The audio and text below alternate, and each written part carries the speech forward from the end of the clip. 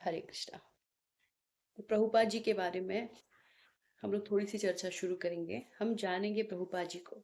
देखो, जब तक हम प्रभुपाद जी के बारे में नहीं जानते, उनके बारे में नहीं समझते, तब तक हमारी दृढ़ता कृष्ण भावनामृत में नहीं होगी, है ना। हमें देखना होगा कि प्रभुपाद जी ने कितना त्याग किया, क्या क्या करके वो यहाँ तक पहुँचे और हमें ये अनमोल निधि दी ना।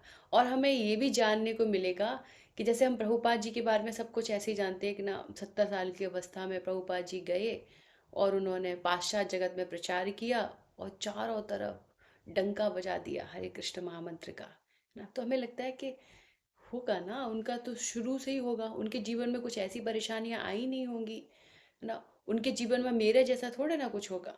तो तो लीलामृत से हमें सब कुछ जानने को मिलेगा कि क्या क्या प्रभुपाद जी के जीवन में हुआ था और क्या क्या कठिनाइयों के बावजूद भी वह दृढ़ता से लगे रहे भगवान की सेवाओं में।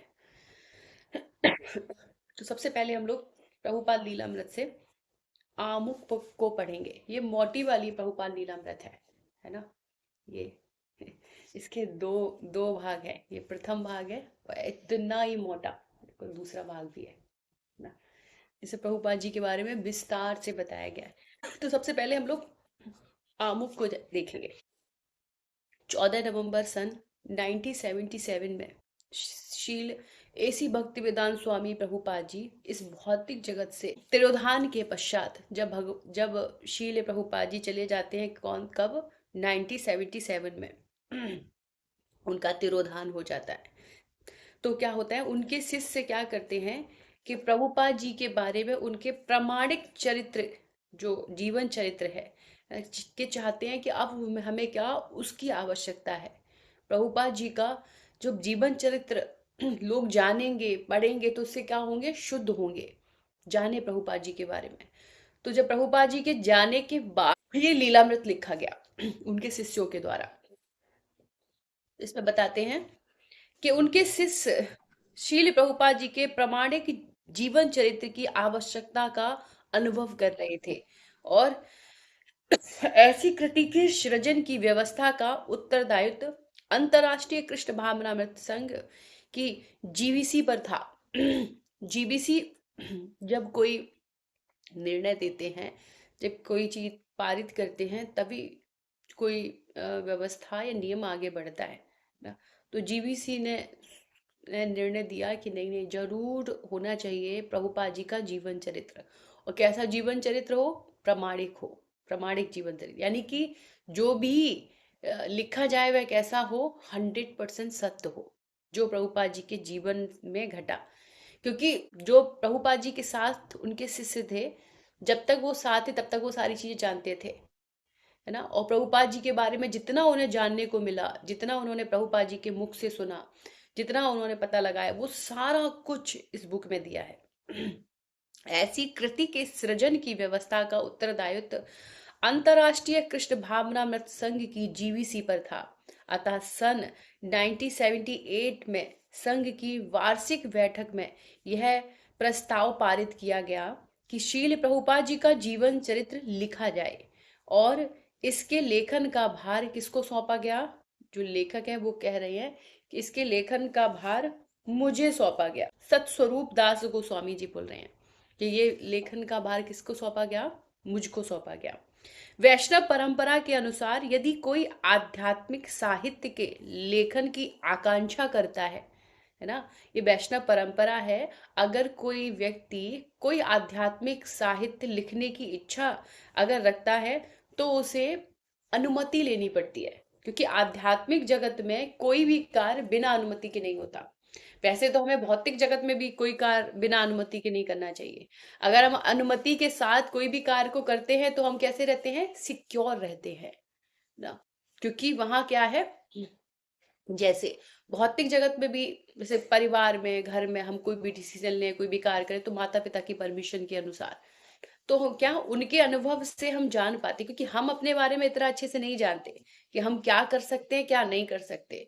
और अगर हम जो कुछ भी करना चाह भी रहे हैं, तो उसको करने के लिए हमें क्या, उनके आशीर्वाद की जरूरत है, उनकी कृपा की जरूरत है तो इसीलिए हम सबसे पहले क्या करते हैं, अनुमति लेते हैं। तो वैष्णव परंपरा में भी ऐसा ही है कि सबसे पहले हम क्या करते हैं, कोई भी साहित्य का लेखन से पहले सबसे पहले एक महान कार्य करने से पहले अनुमति लेते हैं। किससे? आध्यात्मिक गुरु से और भगवान श्री कृष्ण से। तो सबसे पहले अनुमति ली गई अपने आध्यात्मिक गुरु से और फिर भगवान श्री कृष्ण से कि मुझे अनुमति दीजिए जिससे मैं इस पुस्तक को लिख सकूं। इस परंपरा के पालन का एक श्रेष्ठ उदाहरण है कृष्णदास कविराज गोस्वामी। कृष्णदास कविराज गोस्वामी ने चैतन्य महाप्रभु के जीवन चरित्र के बारे में लिखा, चैतन्य चरितामृत। चैतन्य चरितामृत के रचयिता हैं कृष्णदास कविराज गोस्वामी। तो कृष्णदास कविराज गोस्वामी इसके सबसे श्रेष्ठ उदाहरण है, जो भगवान चैतन्य महाप्रभु की प्रामाणिक जीवनी चैतन्य चरितामृत के रचयिता हैं। जैसा कि उन्होंने स्पष्ट किया है कि वृंदावन में ऐसे अनेक महान भक्त थे जो सबके सब भगवान चैतन्य की अंतिम लीलाओं के बारे में श्रवण करना चाहते थे। बहुत से ऐसे भक्त थे तो जानना चाहते थे कि चैतन्य महाप्रभु की अंतिम लीलाएं कैसी रही, उसको जानना चाहते थे। तो कृष्णराज कविराज गोस्वामी जी ने उसे क्या किया, लिपिबद्ध किया, जिससे सब जान पा रहे। आज हम भी जान पा रहे कैसे, चैतन्य चरितामृत के माध्यम से कि कौन थे चैतन्य महाप्रभु, क्या किया उन्होंने, कैसी उनकी लीलाएं थी। इन सभी भक्तों ने कृपा करके श्री चैतन्य महाप्रभु की अंतिम लीलाओं को लिपिबद्ध करने का आदेश मुझे दिया। उनके आदेश मात्र से, यद्यपि मैं निर्लज्ज हूं, मैंने यह ग्रंथ चैतन्य चरितामृत लिखने का प्रयास किया है वैष्णवों का आदेश पाकर, किंतु अपने हृदय में चिंतातुर होकर मैं श्री विग्रह की अनुमति पाने हेतु वृंदावन में श्री मदन मोहन मंदिर गया। है ना, वैष्णवों का तो आदेश मिल गया, फिर कहाँ जाते हैं, मदन मोहन जी से आदेश लेने के लिए। तो ये किसने किया, कृष्णदास कविराज गोस्वामी जी ने, है ना। तो यहाँ पर जो लेखक हैं इस पुस्तक के बता रहे हैं कि जीता जागता है इसका उदाहरण है कि कैसे गुरुजनों से, भक्तों से, भगवान से अनुमति लेके हमें किसी भी ग्रंथ को लिखना चाहिए। इस आध्यात्मिक प्रक्रिया का अतिरिक्त वर्णन कृष्ण कृपा मूर्ति श्री प्रभुपाद ने चैतन्य चरितामृत पर अपने भाष्य में निम्नलिखित शब्दों में किया है। भगवान की दिव्य लीलाओं का वर्णन करना एक साधारण कार्य नहीं है, बहुत विशेष कार्य है, क्योंकि भगवान की लीलाओं का वर्णन भगवान की इच्छा के बगैर कोई नहीं कर सकता।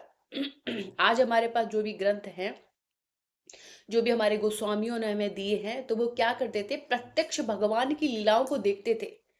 यहाँ हैं और क्या भगवान की लीलाओं में चले गए, चाहे रूप गोस्वामी हो, सनातन गोस्वामी हो, जीव गोस्वामी हो, जितने भी गोस्वामी हैं, जितने भी गुरुजन हैं, है ना, तो क्या करते थे, भगवान की लीलाओं में प्रवेश करते थे और जो जो भगवान की लीलाओं में वो देखते थे वही वही क्या, वो लिपिबद्ध कर देते थे।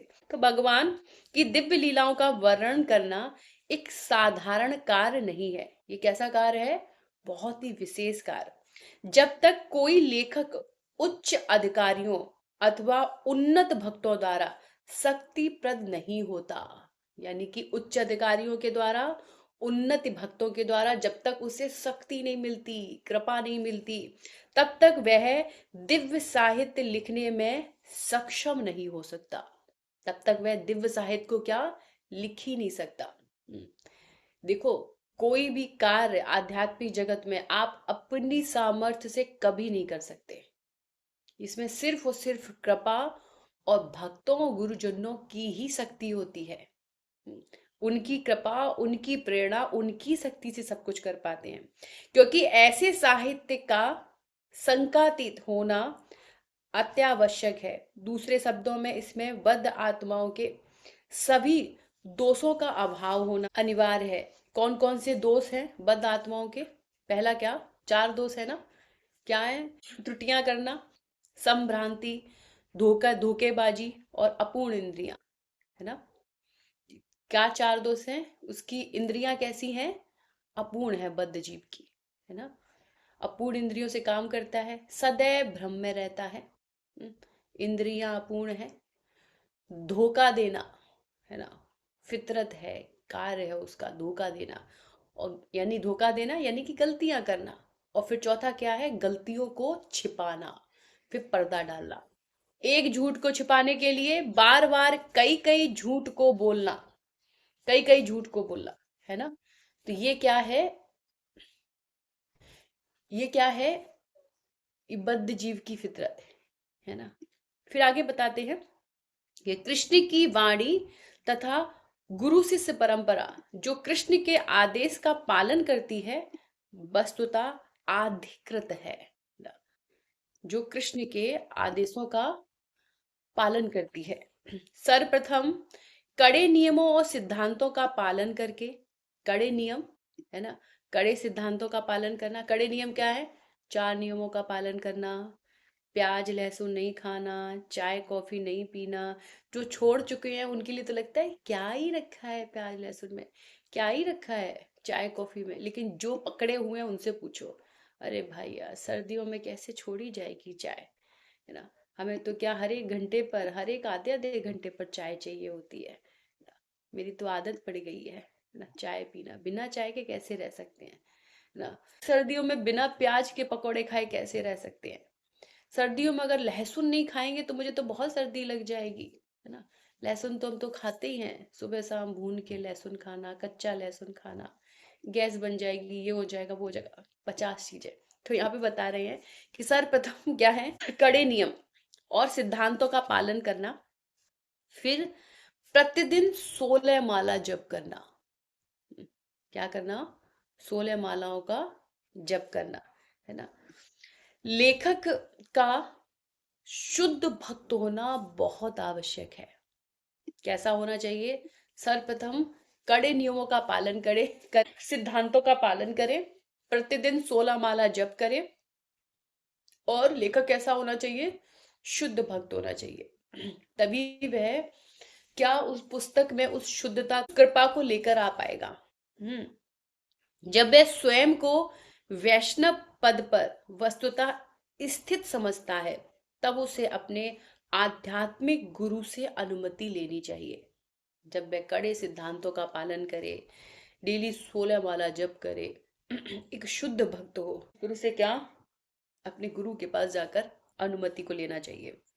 उस अनुमति की अपने हृदय में स्थित कृष्ण से फिर पुष्टि करनी चाहिए। भगवान सबके हृदय में है ना। गुरु से तो आदेश ले लिया, फिर आप हृदय में जो परमात्मा बैठे हैं उनसे भी क्या उसकी पुष्टि करवाना। देखो, हम अपने आप को बहुत अच्छे से जानते हैं, कई बार क्या होता है हम अपनी मनवाने के लिए अपनी चीजें, है ना, गुरु के मुख से वो शब्द निकलवा लेते हैं। लेकिन एक होता है स्वेच्छा से आदेश देना, एक होता है लेना, मुझे चाहिए ही चाहिए, आदेश दो, क्या मुझे ये काम करना है ना, बोलो। और हम तो ऐसे हैं बिना आदेश के कोई काम करते ही नहीं, है ना। और आदेश कैसे लेते हैं, देना पड़ेगा, बोलना पड़ेगा। आजकल कलयुग में ऐसे ही बच्चे हैं, ऐसे ही शिष्य हैं, है ना। लेकिन जो सच में शुद्ध भक्त होते हैं वो ऐसे नहीं होते। वो क्या, पर जो आज्ञा दी जाती है उसका पालन करते हैं, है ना। तो क्या यहाँ पे क्या कह रहे हैं कि सर्वप्रथम क्या, कड़े नियमों का पालन करे, सिद्धांतों का पालन करे, प्रतिदिन 16 माला जप करे, क्योंकि गुरु से प्रॉमिस लिया है, वादा किया है कि हम क्या, प्रतिदिन 16 माला जप करेंगे। तो वो करता हो। और लेखक का शुद्ध भक्त होना बहुत आवश्यक है। जब वह स्वयं को वैष्णव पद पर वस्तुतः स्थित समझता है, तब उसे आध्यात्मिक गुरु से अनुमति लेनी चाहिए, और उस अनुमति की अपने हृदय में स्थित कृष्ण से फिर पुष्टि करवानी चाहिए ना।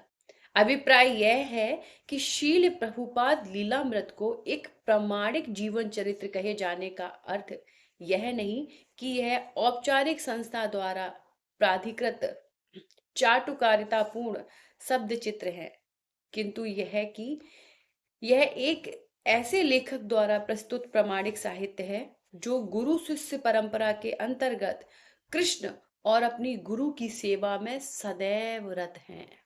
कृष्ण की सेवा में, गुरु की सेवा में। देखो, कृष्ण की सेवा में कोई रत है कैसे जानेंगे, हम्म क्या लगता है आपको, कोई गुरु परंपरा की सेवा में रत है, तो वह किसकी सेवा में रत है? कृष्ण की सेवा में रत है। अब हम कहेंगे गुरु परंपरा कहाँ हमें दिख रही है? कोई दिखता भी है गुरु परंपरा? ना तो शील प्रभुपाद है, ना भक्ति सिद्धांत सरस्वती महाराज है, ना गौर किशोर बाबा जी महाराज है, भक्ति विनोद ठाकुर जी, कोई तो नहीं है ना। अरे जो वर्तमान में है वो प्रभुपाद जी के शिष्य, उनके शिष्य, उनके शिष्य, ये सब क्या है? परंपरा है ना।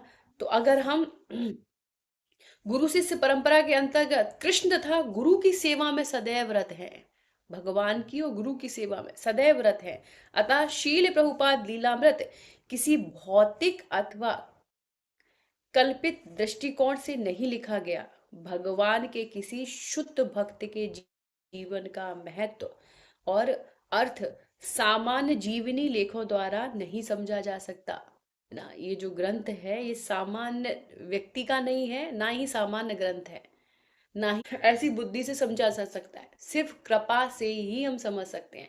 अभी आगे पढ़ेंगे ना, ऐसी ऐसी बहुत सारी चीजें आएंगी, हमें लगेगा अच्छा प्रभुपाद जी ऐसे करते थे, अच्छा उनने भी खूब, अच्छा सही है, तो हम भी कर रहे हैं तो ठीक है, कोई बात नहीं, है ना। आगे चल के शायद हम भी प्रभुपाद बन जाए तो हमें वो उस बुद्धि को अलग हटाना पड़ेगा हमें समझना पड़ेगा कृपा के द्वारा। यदि ऐसे लोगों को शील प्रभुपाद के जीवन का यथार्थ अध्ययन करना पड़ता है तो वे इसके गूढ़ अर्थों से वंचित रह जाते हैं, और यदि वे उदारता बस शील प्रभुपाद जी की प्रशंसा करने का प्रयास करते हैं तो वह यह जान पाते हैं कि उनकी सूझबूझ के बाहर होता कि ऐसा किस प्रकार किया जाए। किंतु क्योंकि शील प्रभुपाद लीलामृत आध्यात्मिक प्रक्रिया द्वारा अधिकृत है, इसलिए यह सतर्क पाठों के समक्ष शील प्रभुपाद का एक सुस्पष्ट चित्र प्रस्तुत किया गया है ना। अब जब आप एक एक लीला को सुनेंगे ना तो अपने मन में चित्र बना पाएंगे, अब प्रभुपाद जी ऐसे कर रहे थे, फिर प्रभुपाद जी ने ये किया, फिर प्रभुपाद जी ने ये किया, जिससे क्या होगा कि हमें शील प्रभुपाद जी की कृपा मिल पाएगी उनसे हम प्रेम कर पाएंगे। जब किसी को जानते हैं तभी तो उससे प्रेम करते हैं, और हमने प्रभुपाद जी से प्रेम कर लिया तो निश्चित तौर पर हम श्रीमती राधा रानी और कृष्ण से प्रेम कर पाएंगे। शील प्रभुपाद जी बोलते हैं तुम्हें कुछ नहीं करना, तुम बस ऐसा करो, 4 नियमों का पालन करो, 16 माला जप करो, एकादशी का निष्ठा से पालन करो, है ना। अगर तुम अपने पापों के कारण कहीं पे भी कहीं त्रुटि भी होती है, इन इन इन 4 नियमों में त्रुटि नहीं होनी चाहिए। 4 नियमों का अच्छे से पालन करना, 16 माला जप करना, एकादशी एकादशी के प्रति निष्ठा रखना, ये अगर अच्छे से करते हो तो अगर कहीं कुछ ऐसा होगा भी कि तुम्हारा नाम लिस्ट में नहीं आया, भगवत धाम जाने वाली लिस्ट में अगर तुम्हारा नाम नहीं भी आया तो हम क्या करेंगे? पीछे के गेट से ले जाएंगे, आपको बैक डोर से ले जाएंगे, है ना। देखो हर मंदिरों में होता है ना, कुछ कुछ ऐसे लोग होते हैं जो वीआईपी वीवीआईपी दर्शन करवाते हैं, है ना। उन्हें कुछ 2,000 2,000 दक्षिणा होती है उन लोगों की, है ना। फीस होती है, टिकट रखा जाता है, वो रखो और क्या, फटाफट दर्शन करो जाके। वैसे शील प्रभुपाद जी ने क्या रखा है? 4 नियमों का पालन करो, 16 माला जप करो, एकादशी के प्रति निष्ठा रखो, 100% हम आपको भगवत धाम लेकर जाएंगे, 100%। अगर कहीं कुछ ऐसा होगा भी कि अगर कहा जाएगा कि नहीं नहीं, चित्रगुप्त कहेगा नहीं नहीं अभी नहीं, अभी समय नहीं आया ना, अभी एक बार इनको फिर से जन्म लेना पड़ेगा और फिर से भक्ति की शुरुआत करनी पड़ेगी, फिर उसके बाद इनका समय आएगा, तो प्रभुपाद जी कहेंगे नहीं नहीं, जो मैंने बोला था, भगवान प्रभुपाद जी की बात को सुनेंगे। ये नहीं नहीं कोई बात नहीं, प्रभुपाद जी ने बोला, इसने उस नियमों का अच्छे से पालन किया, दृढ़ता से पूरे जीवन।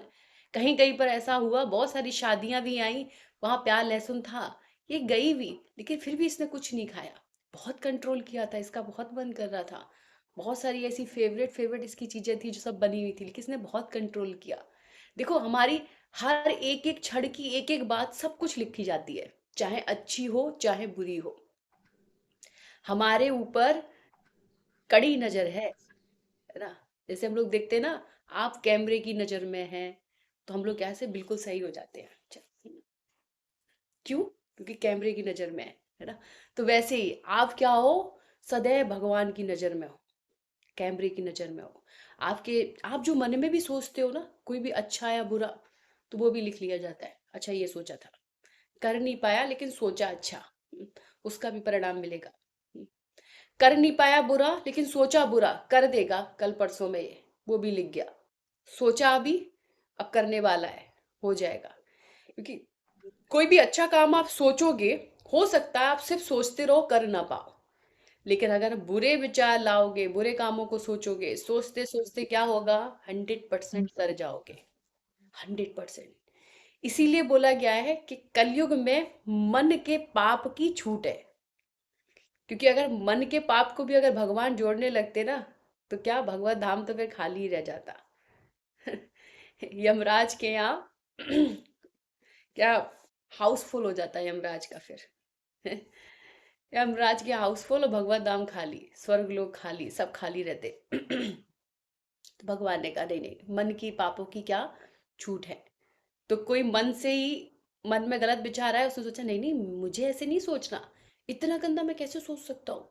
सुबह हमने माला की, इतने अच्छे से अपने हृदय को साफ किया, है ना, और फिर से हम वही गंदी बातें सोच रहे हैं। नहीं नहीं, अब हम नहीं सोचेंगे। अगर कोई ऐसे करके करता है तो 100% वो सुधर जाएगा, नहीं सोचेगा। और कोई अगर दूसरा ये सोचता है, अरे सोचने में क्या जाता है भैया, करने में मजे नहीं मिल रहे तो सोच तो लो, सोचने में पूरे मजे ले लो, है ना। सोच के ही बहुत अच्छा लगता है, अरे गए फिर हम वहां पे, फिर हमने ये किया, फिर हमने अच्छे से खाया, फिर हमने प्याज भी देखे, कौन सा वाला प्याज, अरे सिरके में डला हुआ प्याज और लहसुन, अरे मजा आ गया, तो अरे खा लिया ऐसे ही करके ना। फिर मेरा कहीं और कुछ मन किया, हमने वो काम कर लिया। जितने भी गलत काम थे सब मन में सोच रहे हैं, अरे ऐसे कर लो, ऐसे कर लो, ये कर लिया, वो कर लिया। तो मन में सोच रहे हैं, तो क्रिया में फिर आ ही जाने हैं, आपको पता ही नहीं चलेगा कब आ गए। और जब आप अच्छी अच्छी चीजें, अच्छी अच्छी बातें सोचते हो, मन में अच्छे विचार रखते हो, तो कब आप वैसे हो जाओगे आपको ये भी पता नहीं चलेगा। तो यहाँ पर यहाँ पे कहते हैं कि हमें क्या, गुरु से परमिशन लेके ही कोई भी कार्य को शुरू करना चाहिए। शील प्रभुपाद लीलामृत की प्रामाणिकता का एक अन्य महत्वपूर्ण पक्ष है कि वह सावधानी पूर्वक शोषित विषय सामग्री की विशाल मात्रा, जो मैं इस ग्रंथ के प्रत्येक खंड में केंद्रित करने में समक्ष हुआ हूँ। कृष्ण भावनामृत आंदोलन के प्रमुख भक्तों ने न केवल इस ग्रंथ की रचना करने की मुझे अनुमति दी, और उन्होंने अनुमति के साथ साथ क्या किया, उन्होंने अंतरराष्ट्रीय कृष्ण भावनामृत संघ के विश्व परिवार को शील प्रभुपाद जी के व्यक्तित्व और जीवन से संबंधित विस्तृत जानकारी एकत्र करने में भी मेरी सहायता की, है ना। सबने मदद की। जैसे प्रभुपाद जी का जन्म बंगाल में हुआ था, है ना, तो वहां से बहुत सारी जानकारियां मिली, कैसे प्रभुपाद जी बचपन में थे, क्या करते थे, कैसे रहते थे, है ना। तो कह रहे हैं कि मैंने इस पुस्तक को लिखा और सबका मुझे बहुत सहयोग मिला, जिसके जिसके जिनके सहयोग से हम इस पुस्तक को क्या पूरी कर पाए, उनकी जानकारियों से हम इस पुस्तक को पूरा कर पाए। फिर आगे कहते हैं, शील प्रभुपाद के प्रकाशन केंद्र दी भक्ति वेदांत बुक ट्रस्ट ने मुझे उनके पत्रों का संग्रह दिया। प्रभुपाद जी जो लेटर लिखते थे ना अपने भक्तों को, है ना, वो पत्रों का संग्रह मिला, जिससे कह रहे हैं मुझे बहुत हेल्प मिली है प्रभुपाद जी के लीलामृत को लिखने में। फिर कहते हैं, जिसकी संख्या 7,000 से भी अधिक थी।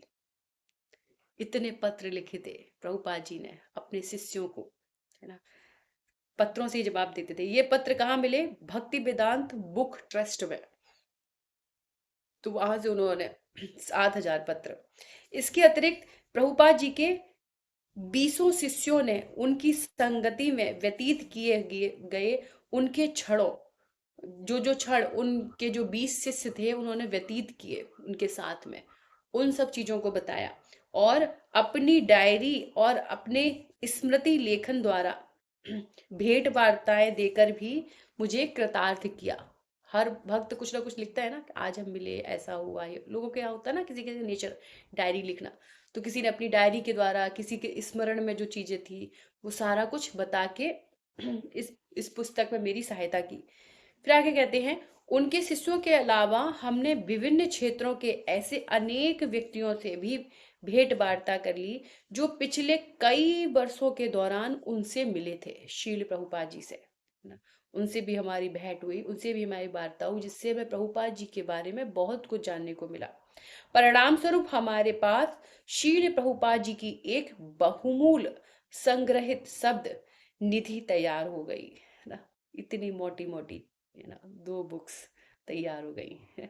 फिर बताते हैं, जो हमें उनके जीवन के विभिन्न स्तरों पर तथा विविध परिस्थितियों में उनसे मिलने वाले लोगों से जो प्राप्त हुआ था, ऐसे सभी व्यक्तियों की सूची जो शील प्रभुपाद लीलामृत के प्रकाशन में हमें सहयोग प्रदान कर रहे हैं, इस ग्रंथ के आभार विभाग में दी गई है।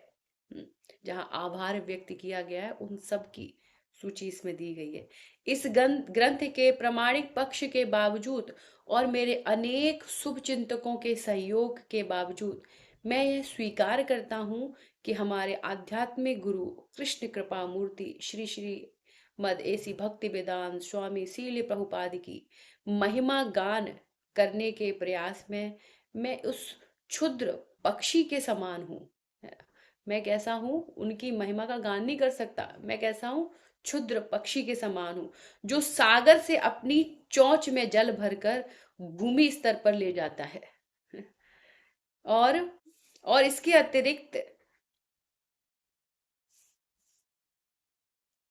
हाँ, तो कहते हैं जो सागर से अपनी चोंच में जल भरकर भूमि स्तर पर ले जाता है और इसे रिक्त करने का विफल प्रयास करता है।